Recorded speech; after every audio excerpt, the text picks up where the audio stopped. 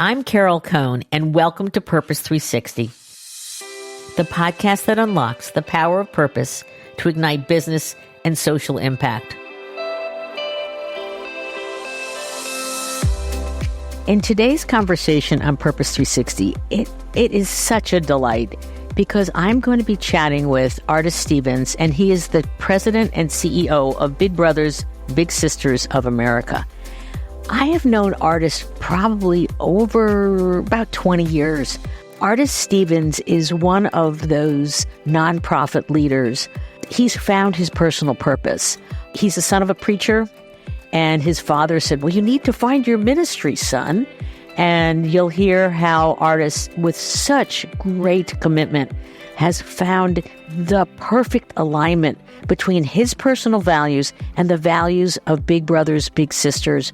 We're going to learn so much about mentorship and about he's evolving the organization, and also a sneak peek. So let's get started.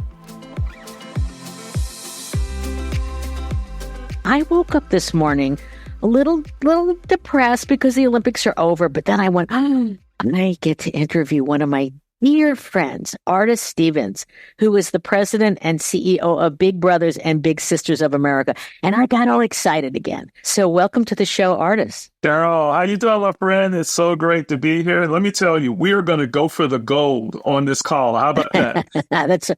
You know what? I think that's perfect. So share with our listeners your background and why are you so passionate about this field? Yeah, no. So listen, my background really comes from, I always say that I feel like I was born in youth development. In some ways, literally, my dad was a preacher and a very community-oriented preacher, and I come from a long lines of preachers as well. But my family was always, I come from a large family.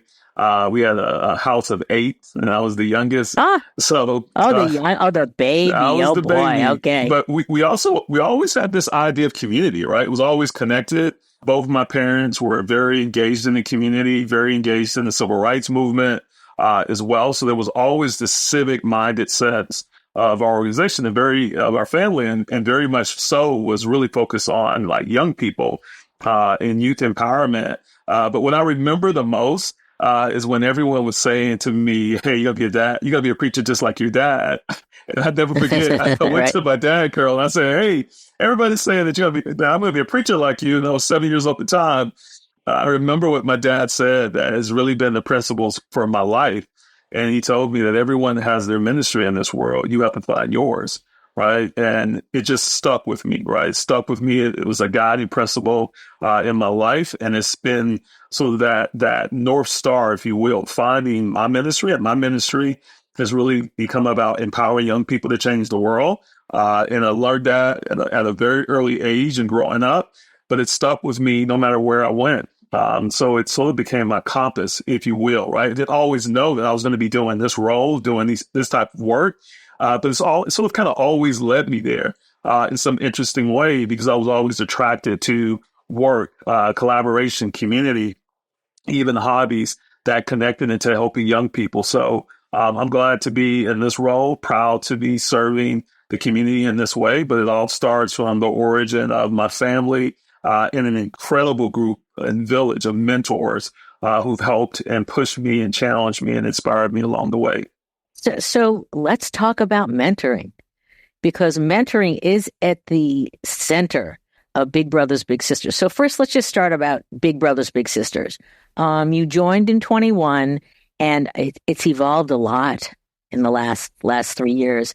But just talk about why did you join? What enticed you to join? And then what's happened a little bit from 21 to 23, and then we're going to really focus on the big things that you've been doing.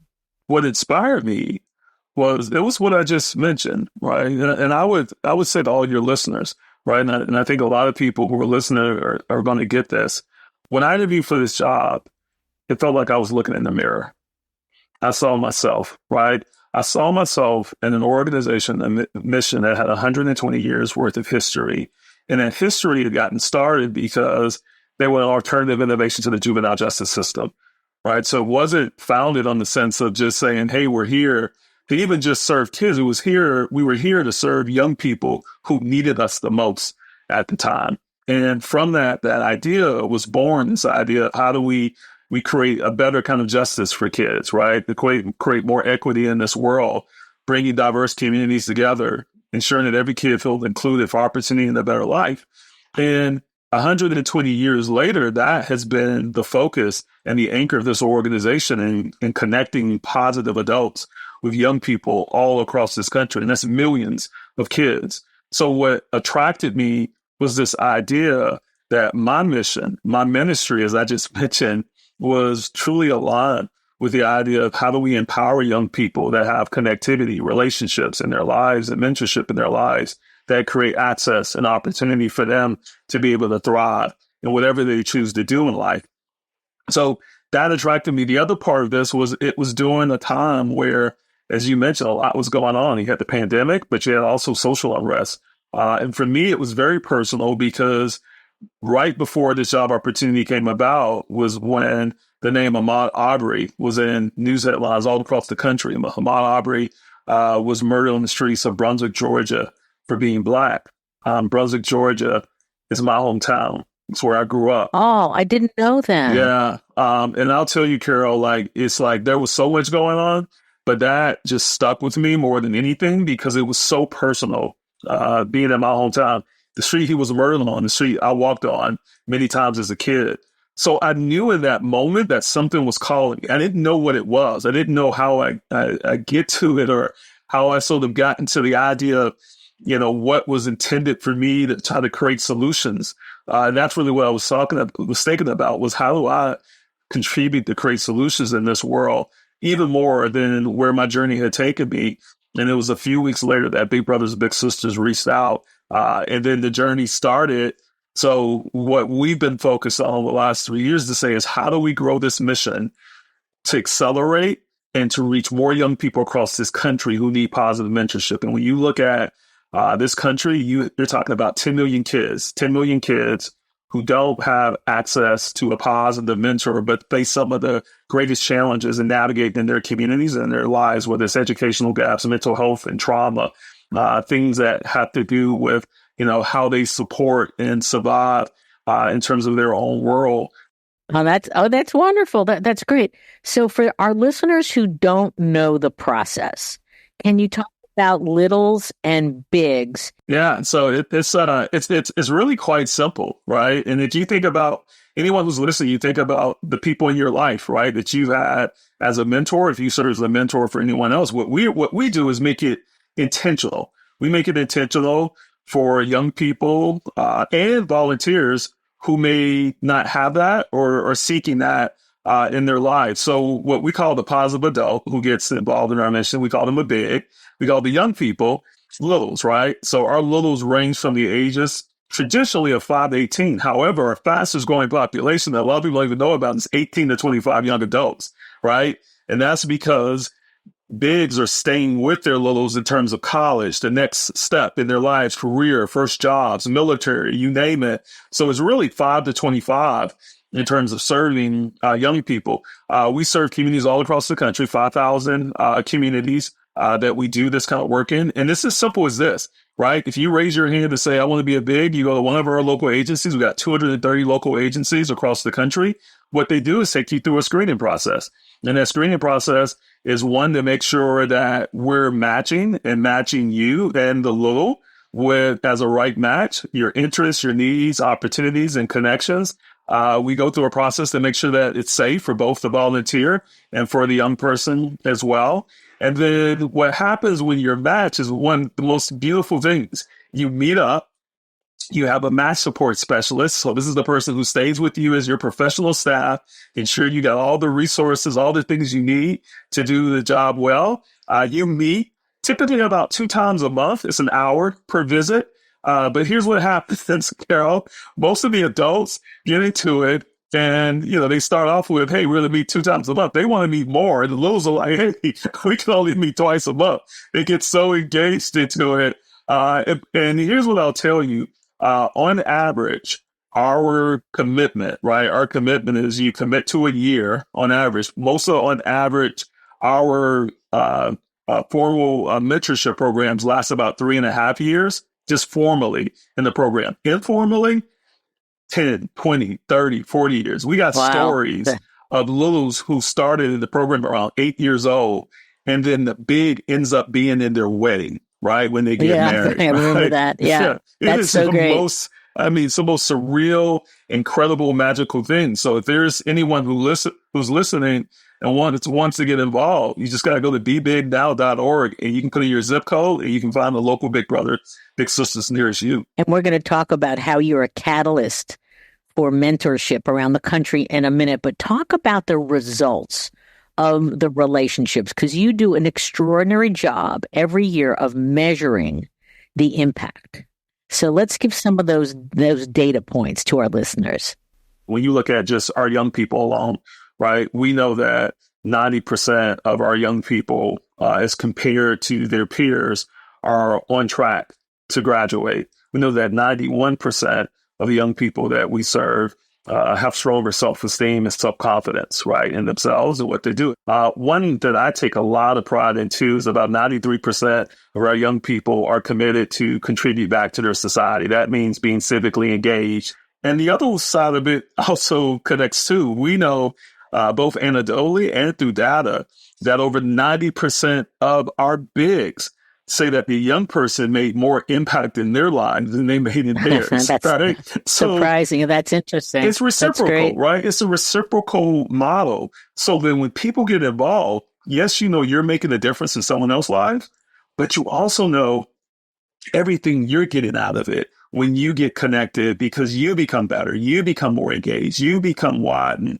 in the world because you are connected to someone who may come from a very different background, very different experience with you, but comes together to create this community, this connection, which I think is so needed in our world with everything that's going on today. And I know you have other data, which I think is incredible, which is, this is from your materials, 46% use less drugs, 27% are not starting to drink alcohol, 52% less likely to skip school, 37% less skipping classes. And then you have 16% growth in their emotional regulation, and 20%, and this goes back to the impact of social media today on kids that just are depressed, 20% reduction in depressive symptoms. So let's talk about being a catalyst for mentorship in this country. And I have to say to our listeners that you received in 2022, it may have been the largest or one of the largest Mackenzie Scott grants. It was $122.6 million, and it was aimed at transforming mentoring in this country. First of all, when you got that, what was that moment like when you got that news? And then when you picked yourself up off the floor, probably, then how have you, it's been a while now, almost a couple of years, how have you moved mentorship forward? Well, I will tell you, when we first got the news, when I first got the call, I wasn't picking up myself up the floor. I was dancing on the floor, Carol. Okay, dancing, great. I love dancing. That. Okay, great. Yeah, in fact, my two girls came downstairs and saw me dancing, and they went back upstairs and called out to their mom and said, "Mom, something's wrong with Dad downstairs." That's great. Yeah. That's great. It was surreal. It was a surreal moment. And then, you know, it was interesting because the surreal moment was, okay, finding out, you know, $122.6 million, right? The national office and 38 of our local agencies had received that funding. And then you're excited. It's surreal. It's amazing. And then there's the reality that sits in. Okay, it's like, what's next, right? Now, how do we apply this?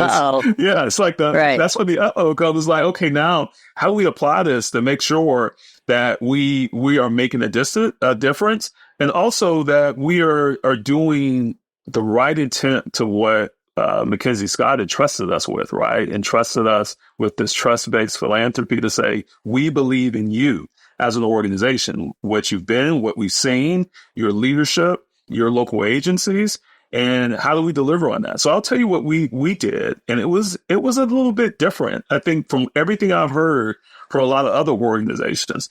Did we absolutely ensure that we were going to make sure that we were being financially savvy and smart, right? You know, investments, ensuring that, this money was going to sustain itself to be able to support kids years beyond, the next couple years to years out. Absolutely.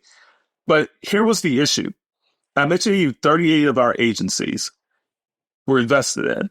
However, we got 230 agencies, right? How'd you deal with that? So that's 200 agencies who didn't receive the funding, right? So we had to figure out a way. There was no way we were going to be able to, give every agency money. That just was not realistic. But what we did think about was, well, how do we lift all agencies up with this funding? So we created something called the Bigger Together Fund. And the Bigger Together Fund was an original idea by us to say, we're going to invest. We're already in the development of a strategic plan, which was great. The timing couldn't have been better. So what we did is we said, okay, we're going to take the pillars of our strategic plan, create a Bigger Together Fund, and say we're going to invest in the most strategic pillars that help to sustain and accelerate our agencies as a whole. So volunteer acceleration was a big one. How do we expand our programs for more accessibility in our programs? How do we develop and build our people? So this was capacity training, career development, professional tracks, those types of things. And here was the really cool thing about it. It wasn't just the national office. The 38 agencies who received funding from McKinsey Scott all reinvested back into this fund. So we basically created a fund with investment that now impacted 230 agencies with resources and capacities that they needed. And Carol, it's been a big reason why our network as a whole, one, culturally, has been able to walk this journey together since that investment, but also operationally, because we've been able to support things that we would have never been able to support in the upfront if we wouldn't have had this investment that supported all agencies at once when we started this initial strategic plan. It sounds like, dare I say, the current, I don't want to get politics into this podcast, but bringing groups together, and instead of the agencies fighting or the 200 that didn't get it per se, how did you get them to all work together and to create the fund and say the rising tide for all is what we really need? I think the one, it was the idea of what is the belief of who we are, right? We had, for me, it was starting at values. What have we always been as an organization? So what I had to do was really start with our history, start with our values, start with that. When we have grown as an organization, at the moments that we've grown, it was both sacrifice and opportunity and contribution, right? That were values and the values was being selfless in our ways, knowing that if we did certain things, that we were all going to benefit. It was a rising tide to lift all boats, right? It was first starting with values. And then it was also starting with ROI. And the ROI was when the agency that's next to you, that's in the community next to you, is getting better and growing, it makes your agency better because of the brand and the halo lifts. It makes your agency more secure because when that agency is successful and not running on fumes, then you risk less challenges or child protection or the various things that happen in the organization with transitions from CEOs and things being delivered in organizations to be successful. And then the third part for me was the idea of how do we build this matrix style in terms of collaboration and building? So those same agencies, those 38 agencies, then became what we call mentor agencies, ambassadors to go out. So it wasn't just a national office going out and saying, hey, here's how we train, here's how we develop. No, we said, let's use the agencies who've gotten this funding and use their capacity, give them the platform to go out so that way their colleagues see them as shining lights on the hill to be able to support and elevate the work that we're doing. So they then became more incentivized to do it because they got some skin in the game as well. Oh, that's brilliant. I want to talk about some of the other partners that you have. I'd like to talk about one that we, I think, had a little bit of a role in making an introduction, and that's Macy's. For our listeners, Macy's came to Carol Cohn on Purpose, and this is a number of years ago, and they said, we need to evolve our holiday giving campaign, which is their largest campaign. Macy's does amazing campaigns every single month of the year that corresponds to what's happening the month. And they said, and I went, oh my God, that's so exciting. I love Macy's. I shop at Macy's. I've known them forever. And I knew that you'd be an amazing partner. So can you talk a little bit about your relationship with Macy's? And then I'm so excited that you actually were featured in the parade last Thanksgiving. Yeah, yeah, it was so cool. The reason why we were selected is because our values aligned, first and foremost, right? And you talked about mission to everyone. And so this bold declaration about empowerment, inclusion, opportunity, and access for young people in so many communities that Macy's is committed to. And they wanted a partner that aligned with that, who had that same type of belief, that same type of attitude, and lean into creating those types of bold experiences and moments for young people. And that's our mission, right? That's what Big Brothers Big Sisters does. Absolutely the opportunity to do some incredible things in store, right? So we became their official holiday partner. And we're running 2 years in a row on that, raising over both years, raising close to $5 million in both years, which is extraordinary. So these are people coming and shopping at Macy's and being asked if they would like to donate to Big Brothers Big Sisters, and really leaning in. And it's been some of the biggest traction that Macy's has reported that they've had.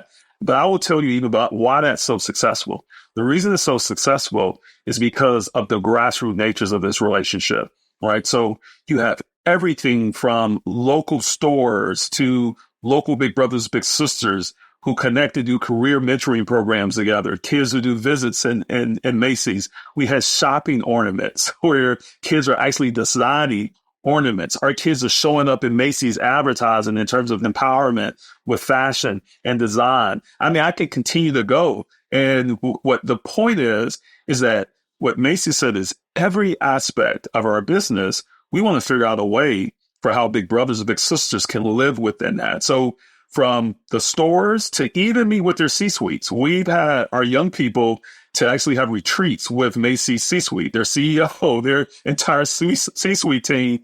And that's not by accident. It's about intentionality, but it's because we started at the roots of value, and value then created connection at a local level. It created connection in terms of our marketing and our PR. It created connection in terms of community giving and philanthropy. And it created connection ultimately in what you see show up with consumers, so that when consumers ultimately made choices, it felt authentic. It felt like something right. And then therefore, the results of that and raising the amount of awareness and revenue that we've raised has been because it all started in a central place. And that's two missions and brands being aligned with each other. Oh, that's perfect. What was it like to have a float in the parade? All right. So this was like too cool. But it wasn't just the float. Here was the cool thing about it. We were on the Christmas tree float, Carol, right? So we had 30 bigs and little matches all come together. They came and they rehearsed for like 3 to 4 days for singing the ending, like the culminating song on the Christmas tree. And they had a blast because this was for a lot of our Lulus. It was their first time ever getting on a plane, first time ever coming to New York, right? So it was this beautiful moment that we're able to film and capture. Then we had NBC News to cover it, right? Even the night before, where they had a showcase on one of our bigs and littles. And then that moment, it was so exciting to see all of the celebration, all the people out the parade, and then the culminating part of that parade with our bigs and littles singing. And when I tell you that those folks got some pipes, man, they can sing. That's great. That's great. That's truly wonderful. I want to ask you, and I know this is really hard, do you have a favorite story brief about a big and a little? Listen, yes. You have. I know you have tons of them, but I'm asking just for one. I'll give you right one. Now. I'll give you one. Chris and Shane. They're actually our big and little of the year from this past year. And I'll give it to you really quick.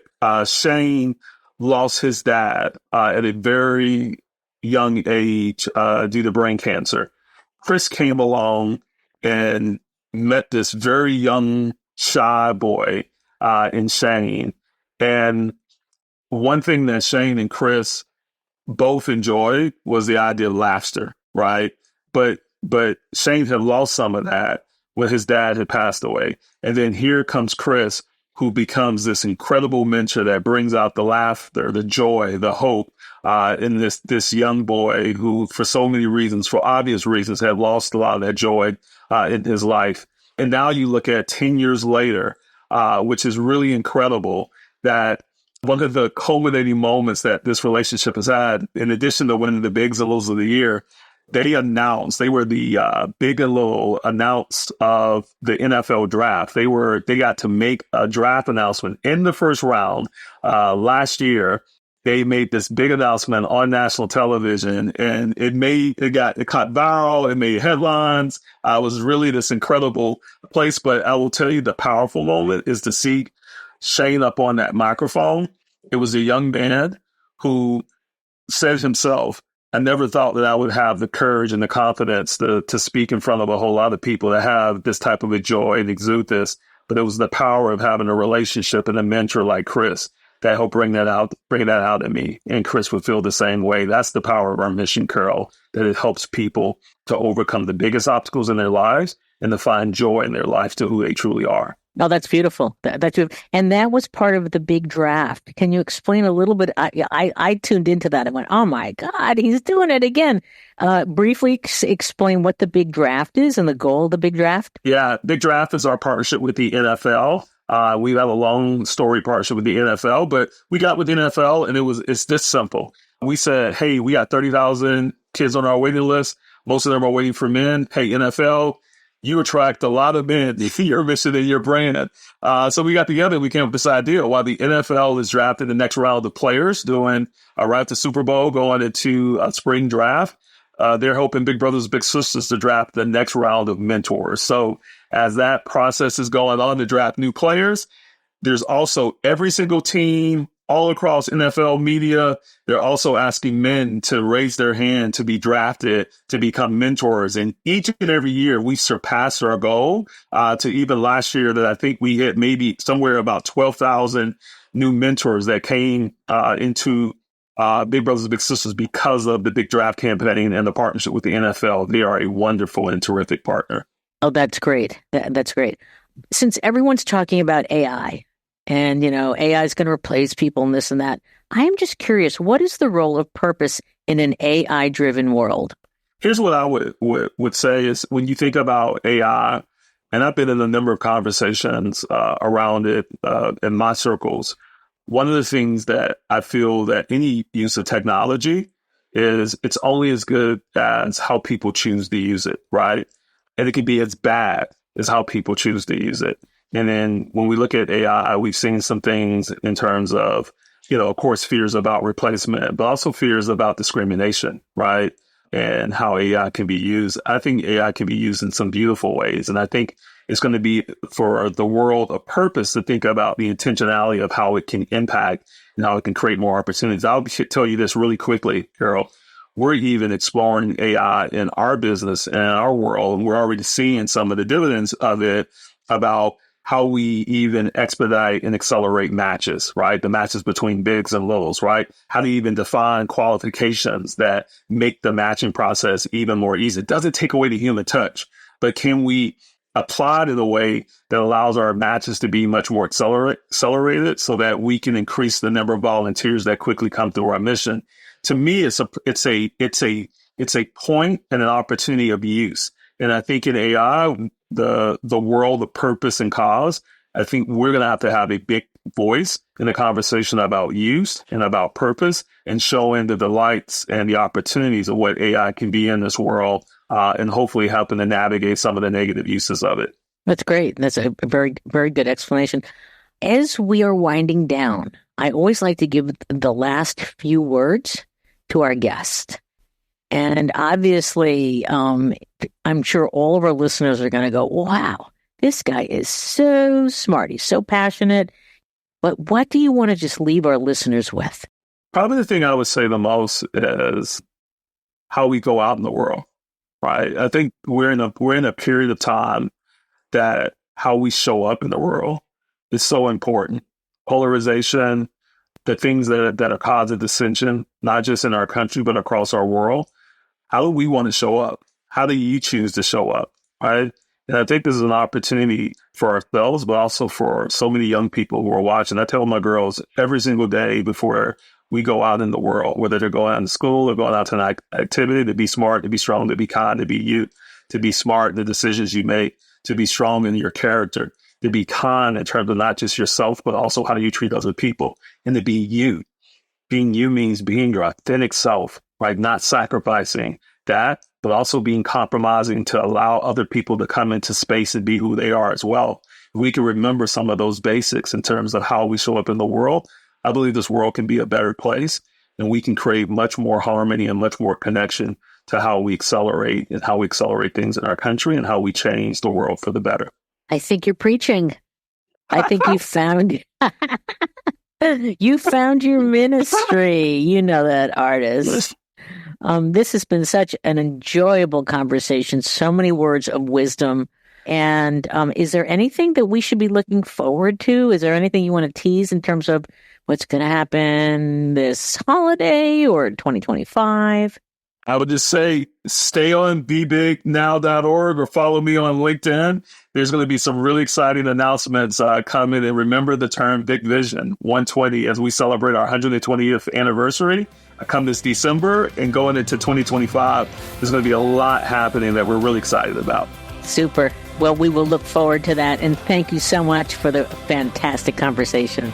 Thank you, my friend. Thank you for having me.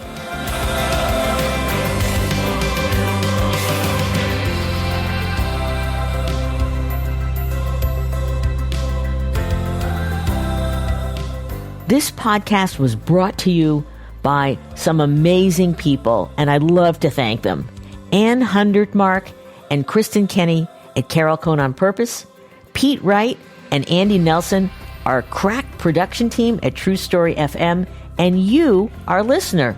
Please rate and rank us, because we really want to be as high as possible as one of the top business podcasts available, so that we can continue exploring together the importance and the activation of authentic purpose. Thanks so much for listening.